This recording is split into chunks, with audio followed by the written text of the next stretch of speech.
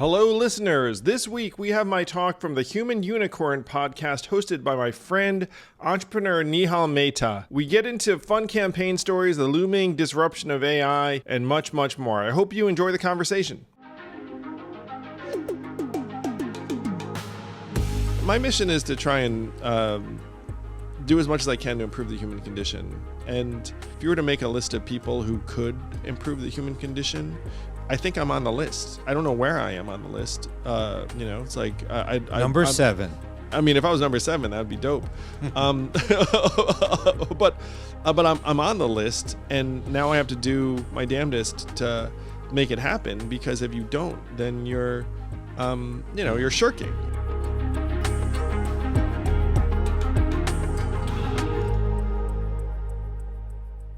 Hey guys, I'm Nihal. Welcome to the Human Unicorn Pod, where I'm extraordinarily lucky to hear stories from humans who are building at their peak potential. And in terms of peak potential, I've got this hat on. Math, make Americans think harder. And totally didn't work in the sense that they did not think hard enough. I get so many compliments on the hat. Nobody knows the people in the know are like, dude, that's super cool. But the people that are not in the know are still like, dude, math? I like math. Yeah, it's still cool even if you don't know the meaning and the acronym. Because, there's like intrinsic meaning to math. I met you, I think, I remember you were at one of our like fundraisers, maybe at the apartment in Chelsea. Yes. And this is, a decade ago. Yeah, even more maybe. And even more, and we had, restaurant bring some pretty epic folks over. We had AOC, we had Stacey Abrams. I forget which event you were at. And, we got to know each other. And at that time, you're Venture for America. Yeah. And I very fondly remember, like a few months later, you dropped a text and you're like, hey, Nihal, thinking about running for president. I'm like, president for Venture for America? I thought you already were. I thought you already were president for Venture for America. You're like, no, drop the Venture for president of America. Of America. And what I find so fascinating is folks that are so courageous, so fearless that they absolutely go for the gold. And yeah, chances are, probability says you're going to fail, but it doesn't matter. You went for it.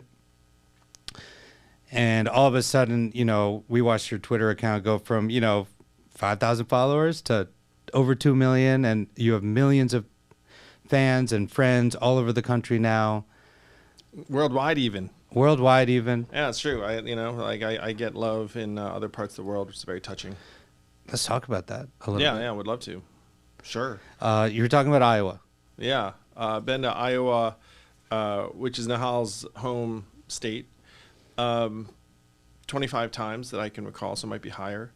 And some of those trips were multi-week trips where down the stretch we got a campaign bus with my face on it. That was fun. And then just crisscrossed the state. And there would be times when I'd show up and there would be an event. And even in the busiest days of the campaign, you might have 20 people there, and then I'd be like, hey, is this good? And they were like, no, that's like 20% of the town. Right. Because we were heading to the remote areas, and loved meeting folks, and I have a lot of affection for that state. But to be at that point, to your point, took months and months of rising in order to be able to afford a bus and to have people show up, and to be one of the final candidates, having made 7 debate stages, raised tens of millions of dollars. And I do want to give you props in that of the people I did text early days saying, hey, I'm considering running for president, you were among those who were like, all right, let's go for it. What do you need? Like, what can I do to help? And I'll always I just wanted this hat. I'll always be grateful. Well, that hasn't even exist. That's what I'm talking about. That's how visionary this man is.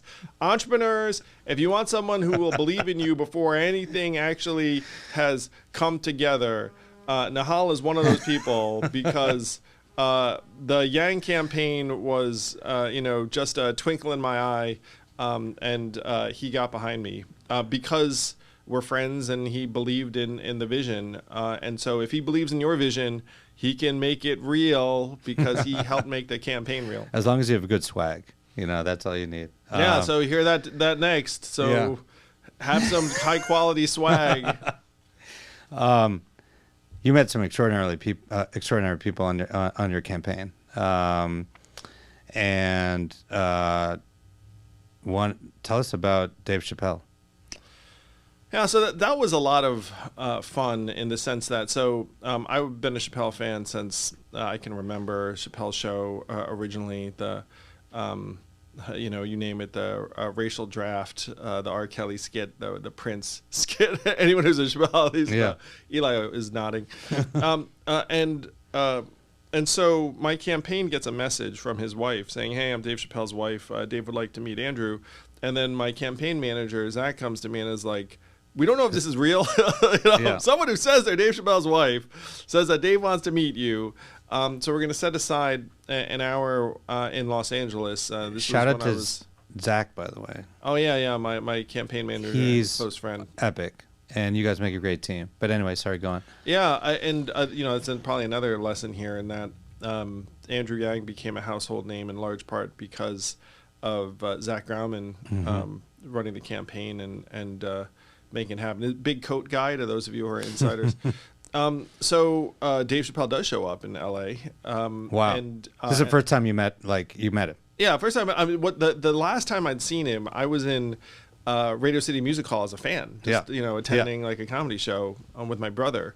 And so going from that to then sitting down with him, we spent a good afternoon together. It's like, a multi-hour conversation, which itself is a treat, meet one of your role models and heroes and then have that time with them. And then at the end of it, he was like, "Man, you're a real human.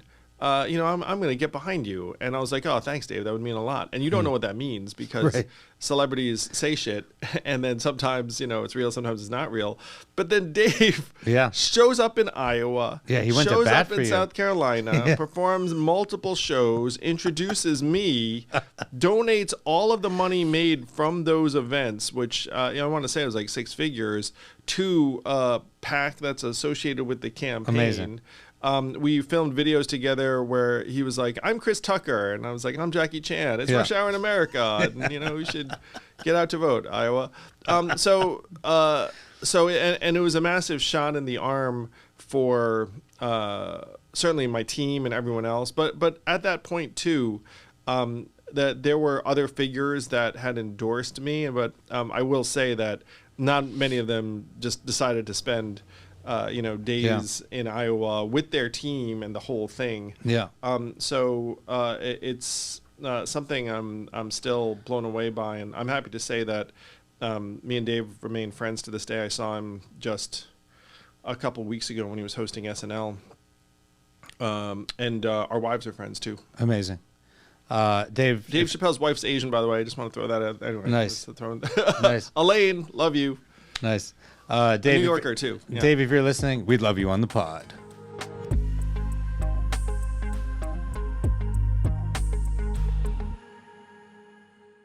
Thank you, listeners. Please make sure to like and subscribe. And if you have any questions, send them to mailbag@andrewyang.com, and we'll do our best to answer them. Thank you.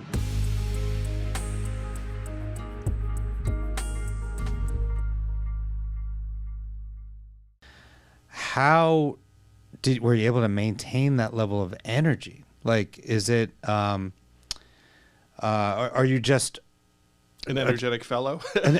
an energetic fellow? Are you gaining energy from these events? Oh, I'm glad you asked, Nihal, because I was a very, very introverted, shy, bookwormy kid. When I was in pre-K, I got a prize for most pensive. Most pensive? Yes. And at the time I was They had the word pensive in pre-K?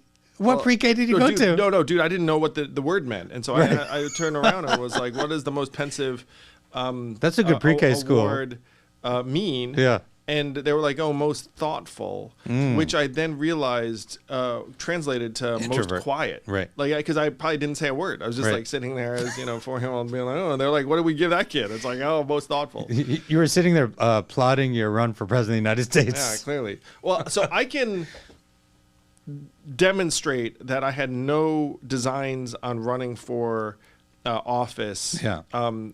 Because Venture for America, the nonprofit that I ran, operated in, let's call it, 14 cities in the U.S., and none of them were located in either Iowa or New Hampshire. Right. And I easily could have been like, "Oh, let's do like Let's Iowa do the red City. states. Let's Yeah, do yeah. Manchester, New Hampshire." Then I would have Yeah. had friends and blah, blah, blah. Yeah. So the fact that that did not happen Yeah. as late as 2016, hopefully demonstrates Right. that what happened to me is what happened to many. And God, it seems like ancient history now. But like when Trump won in 2016, I was like, "What the fuck?" Yeah. Yeah. I mean, I thought he was going to lose, and so I was like, "Oh my gosh, things are getting gnarlier faster than I thought." And so I got activated in 2017. I then did a bunch of research and concluded that the reason he won is that we'd automated away 4 million manufacturing jobs that were primarily based in Michigan, Wisconsin, Pennsylvania, Ohio, all the states Trump won, the blue wall states that he won. I mean, maybe we should rename that shit to something else. But so he won those states in 2016 because we had, in my view, automated these jobs away. And you can go through the voter district data and see that there's a direct relationship between the elimination of manufacturing jobs and the voter movement in those districts. Interesting. So then in 2017, I'm like, okay, I'm texting and calling friends like you. But natively, I'm like kind of like an introvert. I like some of my favorite activities are things like read and spend time with my family. I'm very grateful I have a family. Things like that. Occasionally, Beautiful family. I look at my family and I'm like, oh, I'm so glad you guys are, sort of forced to hang out with me. And like, my kids, I seem to appreciate having dad around, especially because there was a period for several years where I was not around very much. I mean, I would just disappear Monday and then come back Thursday or Friday, maybe. The life got better when we could bring them with me on the trail. But I was an introvert certainly all through primary school, middle school. I remember crying when they made me talk in front of class. Wow. By the way, I was like the only Asian kid in my town too. Yeah. And Where did you grow up again? I was born in Schenectady, New York, which is right. upstate, and then I grew up in a town in Westchester County called Somers, both predominantly white. And I'd also skipped a grade, so I was smaller and scrawnier than everyone else. And so those two things combined to make me feel very small. Yeah. And, What grade did you skip? I skipped kindergarten, so I never learned to share. I never learned to play nicely. So I think if you were to poke your head in and look at me at most points in time, you would have thought introvert. Though, I shifted gear. I became probably more of an ambivert in my 20s and 30s. What's an ambivert? It's like you can be either introverted or extroverted depending upon the circumstance. And I started pushing myself because I wanted to get a date, honestly. I mean, that was like the main reason. It's like if you just are by yourself playing video games, chicks aren't going to be like, oh, let me find that guy. So it's like, I guess I got to get out there. And then I did it again when I left the law firm job because I became a .com founder, and then you have to put yourself out there. You have to try and get meetings with fancy venture capitalists like my friend Nihal, who's actually a great guy, and if he meets you, he's like totally sound and like the rest of it. But so then you had to put yourself out there. And so by the time I was running for office, I was a bit of a blend, but it's an incredible rush of energy when you show up and there are dozens or hundreds or thousands of people there who've invested their hopes for the future in you. So I felt supercharged. I felt like I was holding these high voltage wires, and it was like Supercharged, because that can be a big onus as well, right? Like all these people are depending on you, right? Yeah. So the supercharge lasts for the time you are in front of these people. Yeah. And then for a brief period afterwards. You crash. But then at the end of the night, and I'm happy to say, like, I was substance free the whole time. Yeah. Like, you're trying to come down a little bit so you can go to sleep. And then there is a little bit of a crash sometimes where, like, you'd forget things. You'd be, like, let's just, when I say forget things, it'd be like, let's say you get to a hotel room and there are a dozen things you would do when you get to a hotel room to, like, set it up. And then in my case, like, I'd be so exhausted from the day that it would be tempting for me to be like, oh, it's going to be hard for me to find my toothbrush. So maybe, like, something stupid where you just be like, oh, maybe I'll just, like, jump into bed. Yeah. And then, like, most of the time, frankly, I was like, come on, Andrew, like, don't be an idiot. Like, just find your fucking toothbrush and do the thing. But like, so you didn't have the cucumbers on your eyes set up, like, perfectly. Like just basic tasks afterwards. And my wife, to her credit, kind of got used to this, because one thing you might do also in, like, a normal circumstance, be like, oh, let me call my family and catch up or whatever. Yeah. But then if you spent the entire day rallying and like, exhorting people and trying to charge them up, you don't want to have one extra conversation at the end of the day. Yeah. So the way I would zone out is I would look at NBA box scores and just try and do something to disconnect myself from what I'd just done. And that's, by the way, like you said, that's like every day for weeks or months. When you were doing this for nights and days over weeks and months, what do you think was the most important thing for your body, for peak performance? Was it, I need my 8 hours of sleep? Was it drinking a lot of water? Was it, do you have a go-to in terms of what you ate? Was there anything that you absolutely, like, kind of relied on to, like, power back up? Because then at 6 a.m. the next day, you know what I mean? You're on that flight, you're on that train, you're on that bus, you're giving the talks. Yeah. The main thing for me was that I wanted to have the freedom to enjoy myself and feel like a human being throughout the day. Mm-hmm. And so I would tell my team to, like, build in a little bit of time so I could go to a random cafe and, act like a normal person. Right. And I would also not want them to be filming. I would not want, just like, because being on all the time. So I was building in those things and some arbitrary things like music in the car.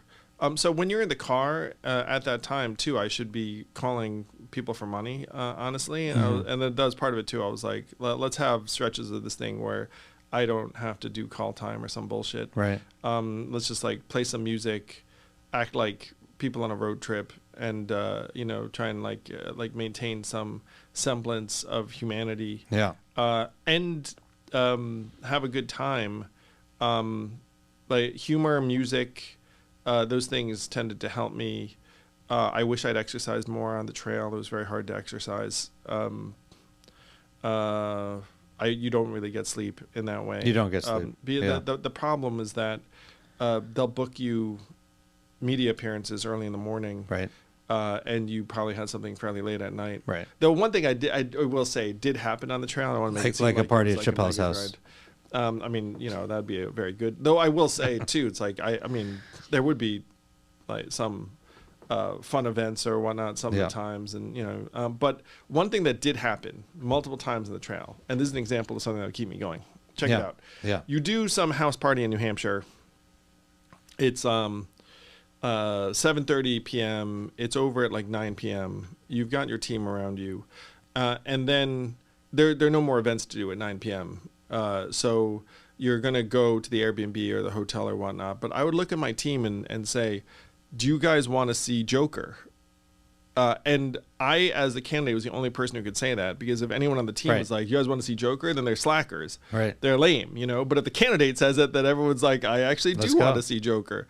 So there were multiple random, like 9:30 p.m. to 11:30 p.m. movies that we would see with the team, and I'd be like, I'm buying popcorn on me, whatever. Right. And we just show up. And then, coincidentally too, you'd run into a couple of random voters that'd be like, "Hey, are you Andrew Young?" I'd be like, "Yes, we are." Here to like see.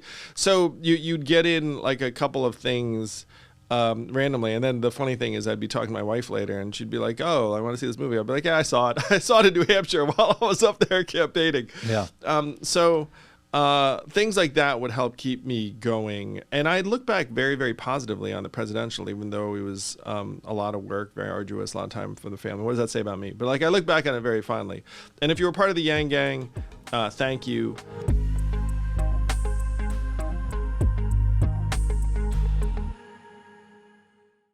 This podcast is sponsored by Helix Sleep. I have been a mattress guy ever since I could barely afford an above average mattress because I thought, if you're going to invest in anything, you should invest in the thing that you spend a third of your life on.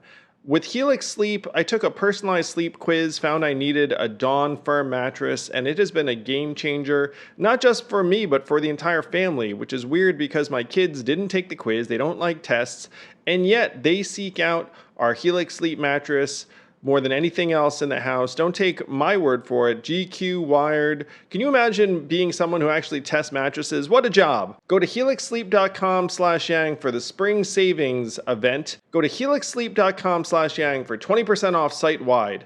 That's helixsleep.com/yang for 20% off site-wide. helixsleep.com/yang. With Helix, better sleep starts now.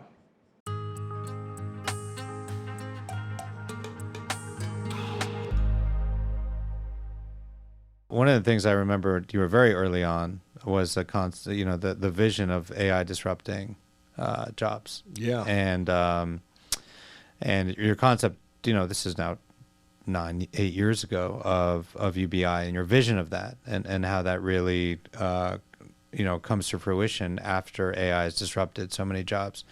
Now, kind of every 24 hours, there's crazy AI news cycle, probably generated a lot by AI. This week we had, DeepSeek. Yep. Obviously post Trump's second term with, folks like David Sachs and a lot of these, people in very close to the White House advancing AI and crypto innovation and entrepreneurship in this country. It's moving at a blistering pace. What's your latest kind of, what are your latest thoughts? If you were to refresh like your original thesis around like UBI and AI, is it consistent with what you were thinking about a decade ago, or like how has that evolved? Like today, how quickly it's moving? Oh, it's changed so fast. And when I was in Iowa in 2019 and 2020 making this case, I was talking about autonomous trucks. And now, if I had to do it over again, it would be like large language models and thought work. Though the thesis is the same. And by the way, autonomous vehicles are coming, so it's like you don't know which is going to hit first. But actually, this year Waymo will do more rides in California than Uber. Yeah, and I have friends who are like, I vastly prefer the driverless, for any number of reasons. I mean, you hate to say it, by the way, and I think now people are getting it, but it's like people are like, oh, you prefer a human driver. It's like, do you really? Like, are you sure about that? My favorite Waymo experience is after the ride, you can tip the driver. It's like, oh boy, AI is now running our lives, controlling everything. We're tipping the robot. Tip that robot. But one of the cases I was making, which is still accurate, is that, so very, very quickly for a rundown, most common job categories in the United States are clerical and administrative, retail, food service and food prep, truck driving, transportation, and manufacturing. Those 5 job categories comprise about half of American jobs. Wow. Only 35% of Americans graduate from college, which is a level set for most people listening to this, because you'd be like, what? Like, everyone I know went to college and blah, blah, blah, blah, blah. But the economy consists of 2/3 high school grads, essentially. And so a lot of those jobs are going to get upended by AI. And one of the ones I used that people understand immediately is that there are still, though the number is going down, 2 million call center workers in the U.S. And when do you think AI is going to be able to replace them? Pretty quick. Right so now. you don't even need to do the robot job. Yeah, it's right now. It's like you'd think to yourself, wait a minute, they really ought to have replaced those people. And so that's an obvious one. Retail, obvious. Food service and food prep, a little bit less obvious, but it's happening. Like the self-serve kiosks in the front, some of the back of the house stuff, some of the fast food restaurants are airlifting people out. When trucking hits, I mean, that's the most common job in 29 states. The average trucker is a man, shocker, in their 40s. A significant proportion of them are military vets. So when you have that happen, like everything is going faster than even I thought it would when I was making this argument in Iowa, 5-6 years ago. So like I felt very, very good about the case I was making at the time, and I feel good about it now. Because, by the way, too, this is like spreading. So 44% of American jobs are either repetitive cognitive or repetitive manual. And so what's happening is that the average college grad, when they're coming out, they're like, okay, like I'll get an entry-level white-collar job in some firm and like da-da-da. It's like that firm now is like, do I really need this army of like, you know, like college grads? Yeah. And one of the big evidence pieces for this, oh my God, this might touch close to home, is like a story just came out that I want to say something like 23% of Harvard business school graduates do not have a job. No job. Post-graduation. And people look at that and be like, huh. And of course there's some schadenfreude be like, those MBA assholes. Like, yeah, they, like serves them right, blah, blah, blah. But then you look at it and say, okay, what that means is that people who have gone through the credentialing process that customarily also would can't have get landed, a job. Right. like, like a high-end corporate job aren't really seeing the same success. So what does that mean for the average college graduate? And that means something. Or 2/3 of the country that doesn't even have a college degree. Like what it means is there's something analogous that's happening. So what I'm saying is you should not rejoice in the lack of success of the Harvard MBA crew, because that translates down just about everyone. And one of the things that's happening in these organizations is, you might have friends who resemble this too. They're looking at their cost structure and they're being like, oh, this person's getting paid how much? Yeah. And they're looking at it being like, I have a number of very, very highly qualified, high credentialed friends in their 40s who've been canned in this past period by a large bank or other organization. And like they didn't see it coming. I wouldn't have seen it coming. Same. These are like, like really solid pros, but then the organization looked at it and it's like, why am I paying this person that much? So it's inevitable. It's happening at the crazy educated, crazy credentialed, and the not. It's a complete and utter kind of disruption and wipeout. What happens to this 40-year-old male Army vet that was driving a truck? So I'm a numbers guy. So what you do is you look and say, like, what has been happening? What happened to the manufacturing workers who lost their jobs? And there was a fantasy that they would go get reskilled and do something else, and all like it infuriates me a little bit because no one actually decided to follow up with the workers and see what was going on. But if you look at the reported or measured success rate of federally funded retraining programs for those workers, it's approximately 0%. Oh my God. That is very interesting. Yeah, and there are even stories, and as soon as I say this, people will be like, yeah, it totally would happen, of someone starting a new school, giving the certificates to the manufacturing workers, taking the money, and then shutting the school down. Right. And then the workers had these valueless certificates saying, like, now I'm like trained in business skills. And everyone's like, what the hell's that certificate? That's the sort of thing that you can imagine happening if you had some arbitrary government program being like, someone get these people certificates, and be like, I'll give them certificates. But and then there was a term at this time that now is, very, very tongue in cheek, was like learn to code. It's like no one's gonna teach, like unemployed truck drivers like to code, and then like who's gonna hire that person? I mean, it's so there's a lot of fantasy, a lot of political gobbledygook that was going on around these conversations, and this like laziness. But the thing that and this troubles me, this actually animates my life's work now, is that people don't go down and track down the human beings and the results and the flesh and blood repercussions. So what has happened in real life to those unemployed manufacturing workers is they went home, they started drinking more, they went on disability, they died prematurely, they went down internet rabbit holes, they voted for Donald Trump, and some of them are radicalized. That's what happened in real life. You can project that predictably happening to more and more folks. And that has sped up very, very significantly.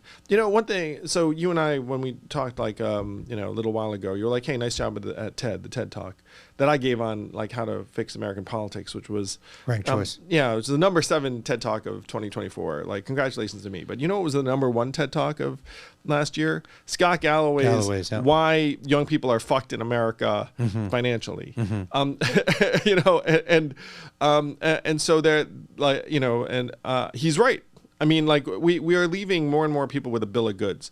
So the question is, what happens? And in a better version of democracy, what would happen is that a bunch of people would get together and say, hey, guys, this isn't going so well for us. Maybe we should change it up. Maybe we should do something dramatic. Maybe we should start, thinking of innovative ways to get buying power into people's hands. Maybe we should try and measure the economy differently.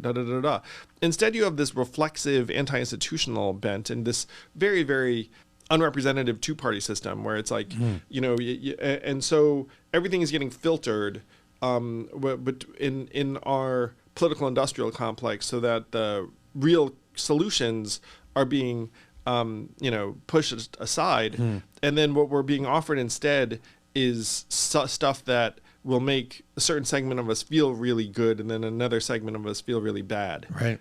Anyway, don't get me started. So this is a long-winded answer to what happens to the unemployed workers. So I actually had a lot of conversations recently post-Trump's second term on how the Democrats, or what are the big issues that are going to come into play in the next 2 or 4 years. And I single-handedly, of course, investing in AI and being very immersed in the ecosystem, think this will be the number 1 issue now for midterms and certainly the next presidential, which is what happens to these people?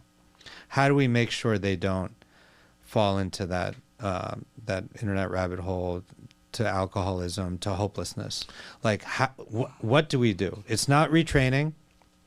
How do we get them back on their feet, have them create, careers and lives with dignity and add value to their families and to the economy, right? Yeah.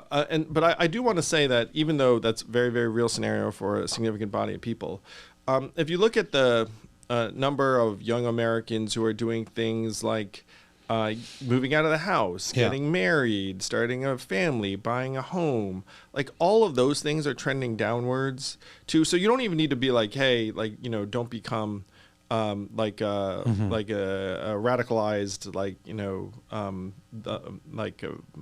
alt-right type. It's hey, how do you actually live the life that you want to live? And you think you've done things right, and then you load up on some educational debt, and then you're doing a job, and the ladder isn't what you hoped it would be, and then your cost structure is all weird because you can't afford to certainly buy a home. I mean, even rent is tough, and all of the other costs keep creeping up. So this should be the main mission of government, is how do we make it work for more of you? And when I was in Iowa talking about this last cycle, I said that what's making parents sad is that their kids are not going to live a better life than they did. And you can look at that by the numbers, where if a child was born in the 1990s, who at this point they're like an adult, but if a child is born in the 90s, there's a 50-50 chance they did better than their parents. And that numbers have been trending down. If you were born back in the 70s when I was born, it was closer to 80%. Yeah. And so there's a central mission of government to try and get people's standard of living heading in a better direction. And AI is going to make that much harder, because AI is going to decimate a lot of the jobs that might have been there And so we have our work cut out for us in a very, very big way. But we unfortunately have a political system that is not focused on actually trying to do things that will improve our standard of living. And the radicalization is very real, but just even for like the average, normal, like college graduate American living in a blue city, I mean, there's a lot of frustration. Well, thanks for speaking out on the ranked choice. I think that talk, listen, maybe it was number 7 at TED.com, but it was number 1 for a lot of us in the sense of this is one of the ways we can solve these problems. Well, thank you. By having real ideas and real candidates, regardless of party, the best ideas winning, right? And that's America. That's capitalism. That's what you want. That's a meritocracy. And it doesn't matter if it's red or it's blue. It's got to be the best. And number 7, according to viewers, but number 1 in our hearts. Check it out. Andrea said, but yeah, it's like that. So the things that I figured out is like, check it out. You have an economy that's at this point, tens of trillions of dollars in annual value. Like, how can you get it working better for people? The only way to do so is to make the government function better. And then the only way to make our government function better is to align its incentives with what most of us want. And the way to do that is through nonpartisan primaries and ranked choice voting and a couple of other very high impact moves you could make. Yeah. So to me, this is math. This is rational. Math. M-A-T-H. The problem is that, it's like you have very, very powerful interests who like traffic in stuff that works better, I will confess to you all, which is emotion, tribalism, drama, characters. Look at this person and that stupid thing they did. Look at this thing to get mad at. Look at this wasteful thing. Look at how this person got money and you didn't. Like da-da-da-da-da. And then, so if you have someone like me being like, hey, you know the answer? Ranked choice voting, nonpartisan primaries, real solutions, like da-da-da. Be like, interesting thoughts, Asian guy. But let me get back to my drama. Right. Or like our friend Bradley Tusk is pushing mobile voting. Mobile voting, yes. Vote by phone. I mean, that's a game changer. So please check that out too. Ranked choice voting. But what still happens to these people? Is it UBI? I mean, and hopefully all of this tech and AI will make things deflationary. And that a Waymo is cheaper than your Uber, and that grocery prices should go down. Fine, that's going to take years. So in the meantime, is it UBI? So this is the tough thing, Nihal, is that you can look at this and say, hey, things should be getting cheaper because we have AI and things are getting more advanced. But then when you look at it, certain marketplaces in America, that's happened. Right. And an obvious one is, like flat screen TVs. You guys remember when those were luxury items and now just like prices are on down? You're like, oh, great. But then I'm going to throw something else to you that should have been getting cheaper, college degrees. Like, why is it that college degrees just keep on going up and up and up, even though now, like, we have this technology, we have AI, like, da-da-da-da-da. And the elephant in the room in terms of the American system is healthcare.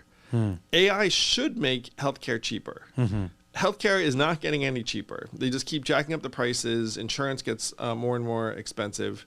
And people are looking up, like, what's going on? So what's happening is you have a system where certain limited markets will adhere to economic principles, and then what are the big ticket items in American life?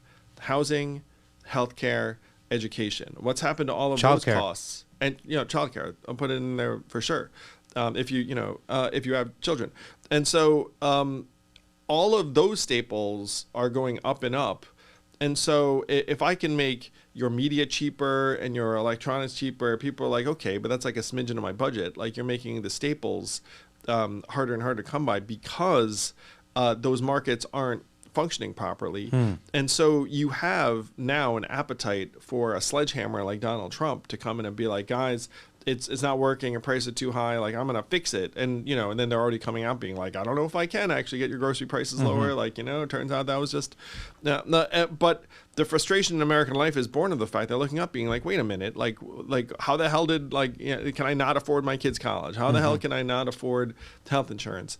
And so if you had if you had like a clean functioning healthcare market, you could get the prices down because AI would, like you actually deliver a lot of the stuff less expensively. I'm just going to throw another, like example in there. Shortage of doctors around the country, shortage of doctors in rural areas.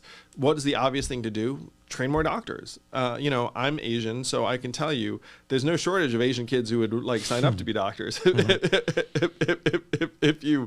if you allowed that. But what happened was the American Medical Association was like, we are going to restrict the number of doctors. Why? So we can make more money because it's like competitive. So that rural area doesn't have a doctor. It's like, fuck if I care. We've got our cabal. And then you can apply this. You also have a principal agent problem because how are the healthcare costs determined? I mean, it's through this, giant maze of insurance companies. Right. The insurance companies are looking up. And so when I pay, it gets refracted through these like megacorps and this bureaucracy that then, if they decide to deny you, then like you're shit out of luck. So that there are these problems. And people like Luigi are radicalized. Oh, and I was touching it because obviously was thinking of Luigi. Yeah. And so like it's inhuman to shoot a man on the street. And like that stuff's evil. And I understand people being frustrated. It's like, it's like health insurance sucks. It's like, look, health insurance sucking, our dysfunctional system, that's one category. And then another category is murder is okay. Like shooting this man is okay. Like those are two completely distinct things.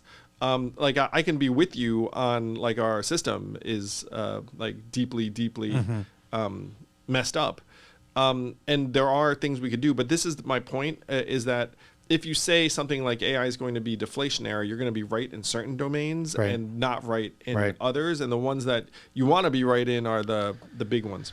Maybe these are really unique opportunities, I think, for founders as well and entrepreneurs to apply AI to create like huge disruption in these bloated industries, right? In healthcare, for example, right? Bring those costs down. The costs are so crazy in healthcare that there are some big companies that are trying to internalize and be like, screw it, I'm just going to build up my parallel healthcare system. Yeah. I mean, it's nuts that things are getting to that point. Yeah. But yeah, that's real.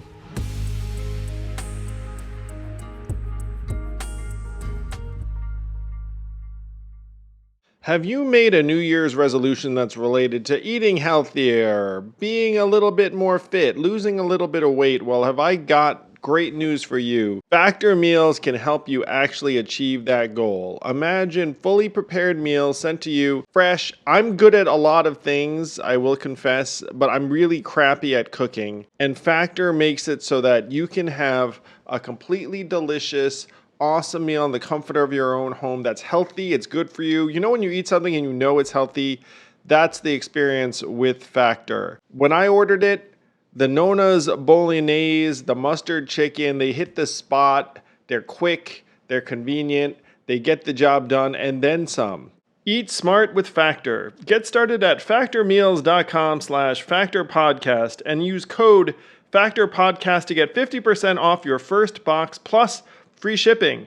That's code FACTORPODCAST at factormeals.com/factorpodcast to get 50% off plus free shipping on your first box.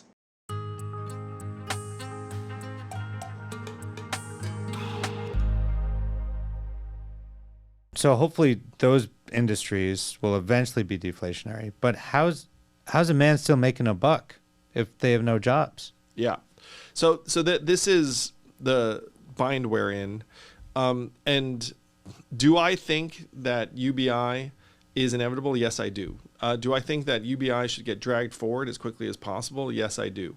And if you look at the raw numbers, America's GDP now is approximately $76,000 per human being. And that's going to go, that categorically is going to go up because of AI. You know what I mean? Like, is AI going to make your housing cheaper? I wish it did.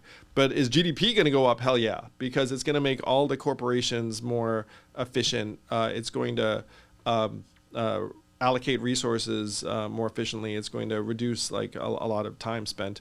And so in the richest nation in the history of the world with a GDP of, let's call it 80,000 a head, can you afford a foundational layer of, well, I was proposing 12,000 a head? Yeah, by the math, you can. And especially because if you were to do something along those lines, you'd end up saving yourself money on education, healthcare, incarceration, social ills, like all sorts of problems. Like you get a lot of the money back, a lot of the money back. Yeah. So that is, to me, like where you'd want to try and go. Yeah. But I want to pitch this vision to you, Nihal, that this is where I think you actually go, is that so what you're trying to do is you're trying to create paths to structure, purpose, fulfillment, community, and meaning for tens of millions of people in an era where they are genuinely not going to be competitive with technology in terms of capital efficiency. And I want to use myself as an example. I was a corporate attorney for 5 months, and AI can categorically read and edit contracts Completely and those disruptive. documents like much better than I can. So this isn't like a value judgment. This is like you put me against the machine wins. And so there are going to be many, many people in the situation. And one of the losers of the last number of years has been to say, no, if I retrain you and you work hard enough and you hustle hard enough, you will be able to be viable in this economy, even though we're going to move the goalposts and we're going to spend hundreds of billions of dollars making the AI smarter and faster. But like you'll be okay as long as you like have certain personal attributes. And I'm here to say that's dumb. That's stupid. That's a lie. Like it's dumb. So there are. Let's just buy the fact that tens of millions of us will be like not competitive in the economy of the not so distant future. So, but you need a path to structure, purpose, fulfillment, community, and meaning for all these people. So what you do is, one, I do think you should alleviate gross poverty because I think you can do it, and it's right. It's better on multiple levels. But what I believe you need to do is you need to create parallel economies around human values. So what am I saying? I'm saying that we should have caring and nurturing economy. We should have an arts and creativity economy. We should have a health and wellness economy.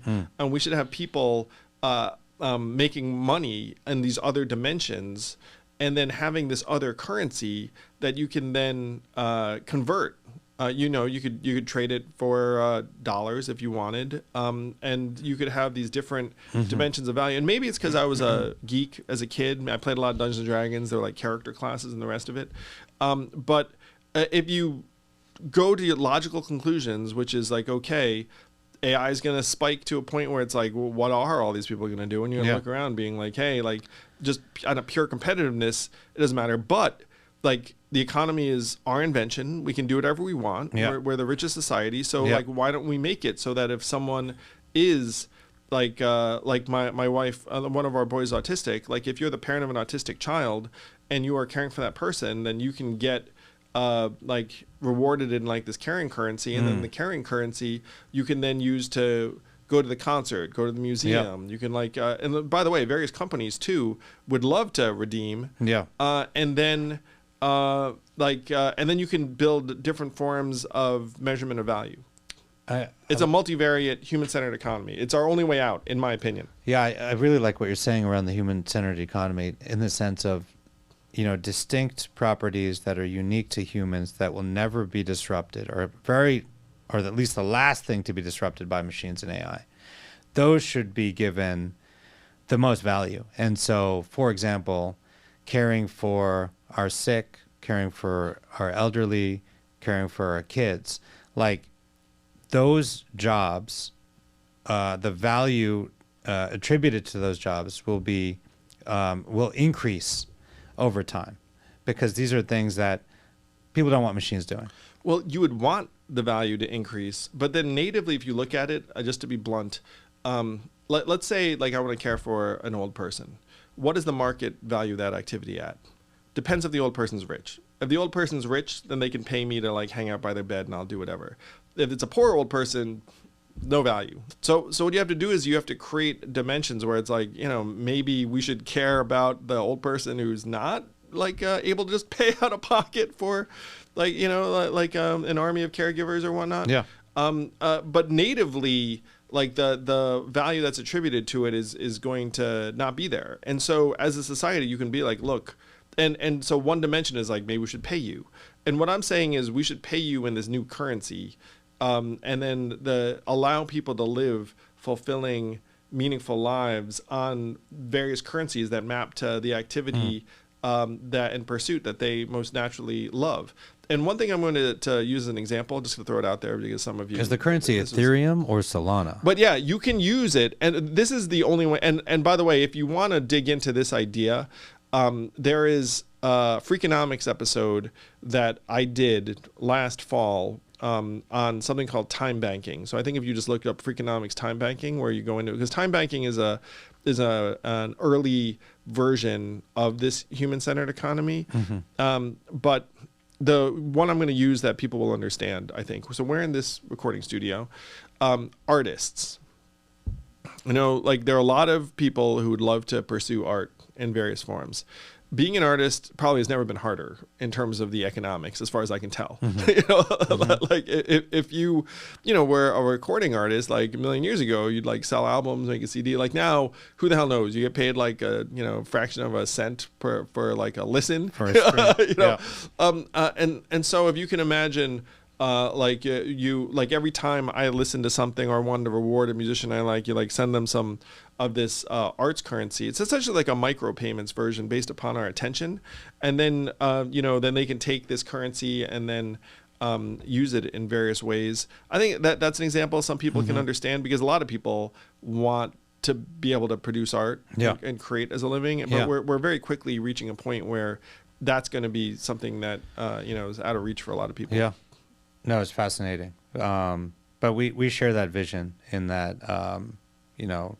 the innate creative abilities of humans will be more and more valued over time as our repetitive commoditized actions get disrupted. By the way, back to the guys, like one of my visions when I was running for president was like, we should have MMA gyms in every town and essentially like, be paying the, coaches and trainers, because like every knucklehead you get in there is like that's a win. One of my jokes too, but it's kind of accurate. Like we should be getting paid to go to the gym at this point. You know what I mean?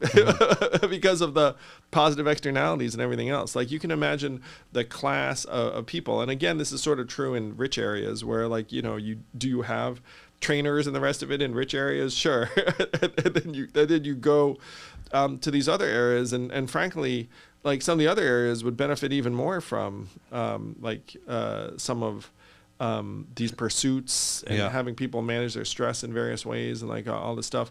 And this isn't that far out, man. I mean, we can freaking do this. Like, and it's not like, and if you did it right, it's not even that quote expensive, especially if you do introduce these alternate currencies, because you can create a ton of activity. And for those of you who are poo-pooing this alternative currency thing, I mean, just look at your own life. Like you're using half a dozen currencies every day. I mean, maybe you still use cash. You've got the main credit card you use, and then you've got Venmo, and then maybe Cash App, and then you've got these other things like a stolen credit card. But the other thing you're getting is like social media following. All of that stuff is like essentially a form of currency at this point. If you're a Yelp elite or like a Google something, like we're all, and then you've got my favorite, which is the deli punch card that after you get the 10th sandwich, they'll give you an 11th for free and you bust that shit out. You know what I mean? So like we're all operating in these different dimensions. We just need to rev that up. And in my opinion, AI is going to make that all the more vital.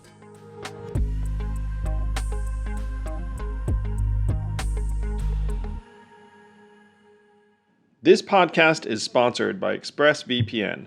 How did you choose which internet service provider to use? The sad thing is, most of us didn't have much of a choice because ISPs operate a lot like monopolies in the regions that they serve. They then use this monopoly position to take advantage of customers, and yes, they even sell your data, your activities to advertisers and big tech companies, and you don't see a dime. That's why I protect my internet surfing and devices with ExpressVPN. When you use ExpressVPN, it's like a magic portal to a perfectly safe and anonymous internet. And don't take my word for it. This is the #1 VPN service according to CNET. It's used by major companies all over the world. So stop handing over your personal data to ISPs and other tech companies who then mine your activity and sell off your information. Protect yourself with a VPN I trust to keep my privacy online. Visit expressvpn.com/yang. That's expressvpn.com/yang to get 3 extra months free. Go to expressvpn.com/yang right now to learn more.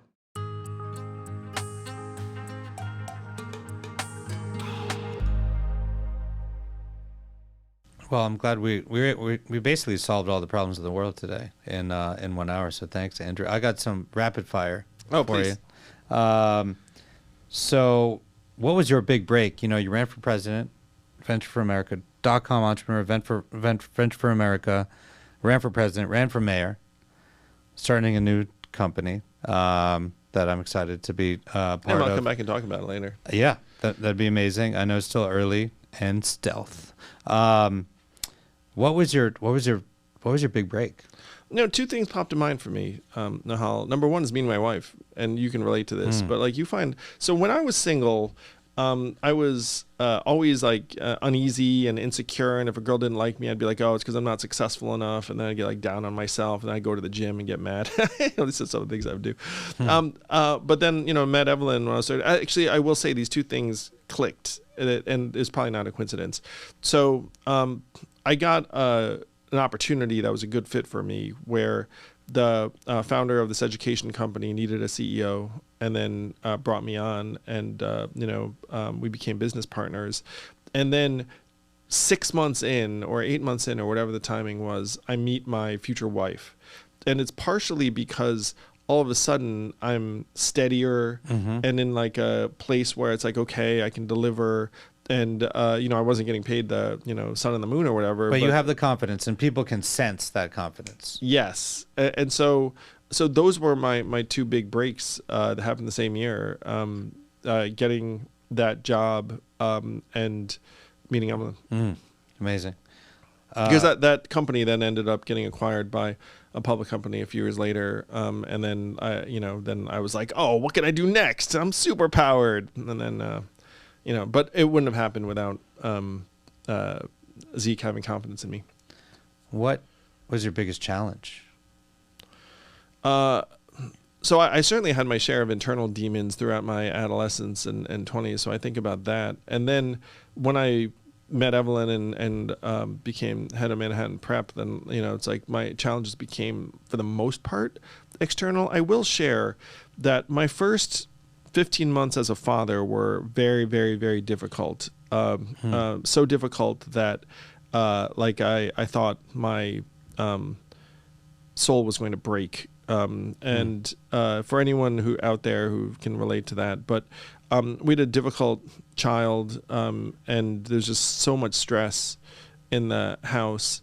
And it's one reason why I ran for president, because I thought to myself, so right now 41% of American children are born to unmarried parents, or and 85% of single parents are single moms. So you have millions of kids being brought up by single moms, and there are stats associated with these things. But when I was when we emerged from that struggle as a family, I thought to myself, I can 100% see why families don't make it through that period, and I can 100% see all of the things that would happen to that child. And I want to see if I can do something about it. But that was the toughest time in my adult life. Yeah, that's beautiful. Glad that. And I try and buck up you're through that, and your parents and incoming parents, because there's a lot of bullshit associated with it. It's like, oh, it's great, sometimes it's freaking very, very difficult. Yeah, beautiful sons, and it's been amazing watching you become an amazing father.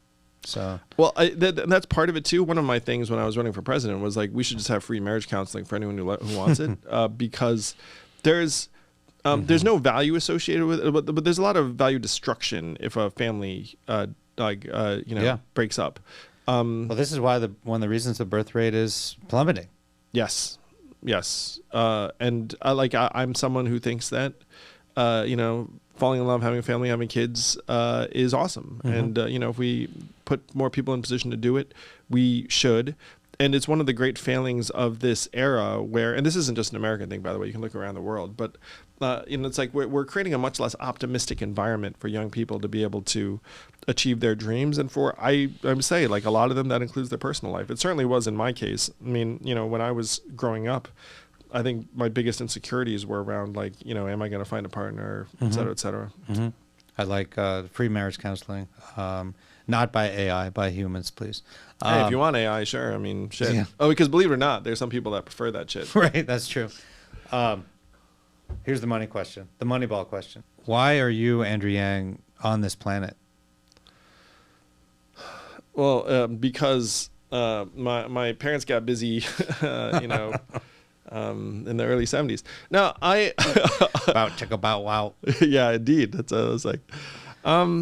Now, I mean, my mission is to try and do as much as I can to improve the human condition. And I'm now in a position where if you were to make a list of people who could improve the human condition, I think I'm on the list. I don't know where I am on the list. It's like I'm 7. I mean, if I was number 7, that would be dope. But I'm on the list, and now I have to do my damnedest to make it happen, because if you don't, then you're you're shirking. I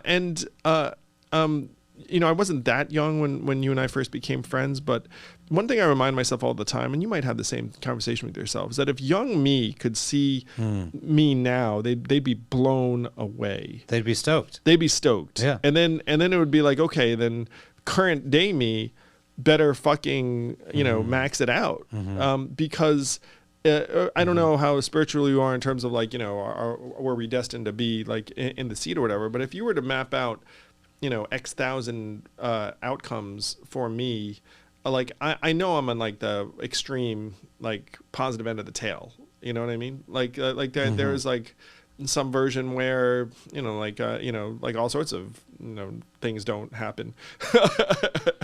And so now that I'm here, like, I have to bust my ass and work for it.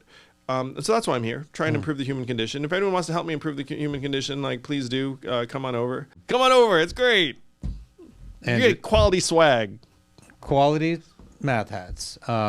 Andrew, this has been a real treat, real honor and privilege to have you in this conversation. I think it's rare to find folks, again, that have the fearlessness and the courage to run for the greatest, literally, position in the world, on the land, and know that probabilistically you're going to fail, but still do it with the energy and enthusiasm and charisma that you did for hours upon hours and nights upon nights, to connect the dots to your mission, which is to improve the human condition. And you did that on the trail for president. You did that on the trail for mayor.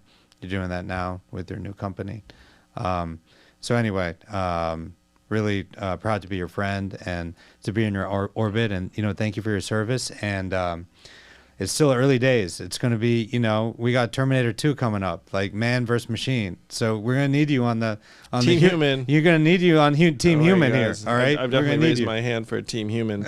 But one of the things I do want to throw out there is I think more people should run for president. You know what I mean? It's like, what's going on? There are only 2 rules.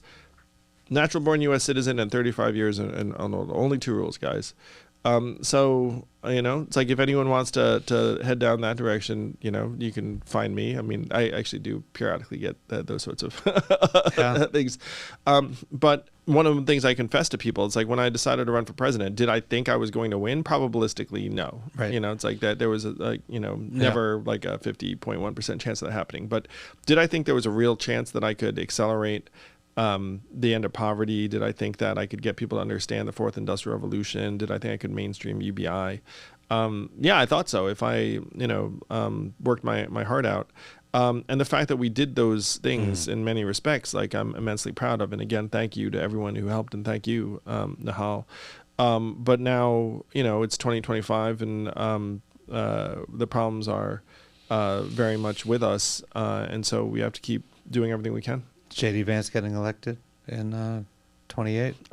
28 is a bit of a political eternity from now. So, who knows? TBD. But, like, I do think that we have to start engineering positive possibilities as quickly as we can. Because I would be one of the first to say, despite the fact, I seem upbeat or whatever, some weird shit's going to go down over this next number of weeks and months. And what I want to do is I want to enable some good weird shit to happen in addition to the bad. The bad is definitely going to come. But like, let's get some good weird shit going, people. Yeah, and focus on the positive during this time. So, Andrew, thank you, brother. Thanks, great. man. It's great to be here.